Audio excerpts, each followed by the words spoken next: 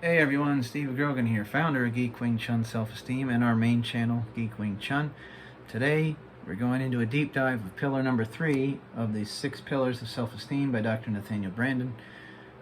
This channel was created as an offshoot of Geek Wing Chun because I was posting these videos there, but then people were saying to me, like, well, first people said you want to differentiate yourself from other Wing Chun channels, so I did. I talked about mental health, as well as physical, meaning exercise, nutrition, and martial arts training. And then people said, well, your channel, the views and subscribers and watch time dropped off because now you're taught people to ignore half of your content. And I was like, well, wait a minute, you told me to be different. Well, yeah, but now you're too different. And I was like, okay, so I just was like, hell with it. I have created a sister channel, and here we are. So, what is the third pillar? The practice of responsibility. And right at the beginning of the chapter, he gives examples. He says, I'm responsible for the achievement of my desires. I'm responsible for my choices and actions. I'm responsible for the level of consciousness I bring to my work. I'm responsible for the level of consciousness I bring to my relationships. I am responsible for my behavior with other people, co-workers, associates, customers, spouse, children, friends. I'm responsible for how I prioritize my time, responsible for the quality of my communications, responsible for my personal happiness, responsible for accepting or choosing the values by which I live. I am responsible for raising my self-esteem.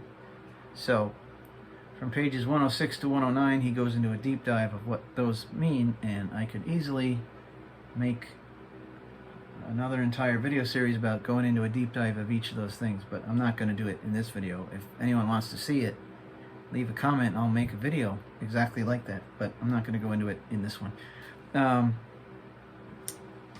in page 109, he goes on to talk about, makes a clarification. I'm not suggesting that a person never suffers through the fault of others.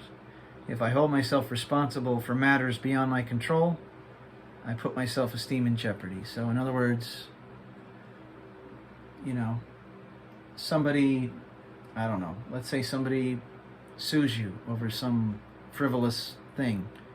You're dragged to court. If you don't go to court, you get a bench warrant issued for your arrest. You don't want that, but at the same time, you don't want to be in court on this nonsense thing.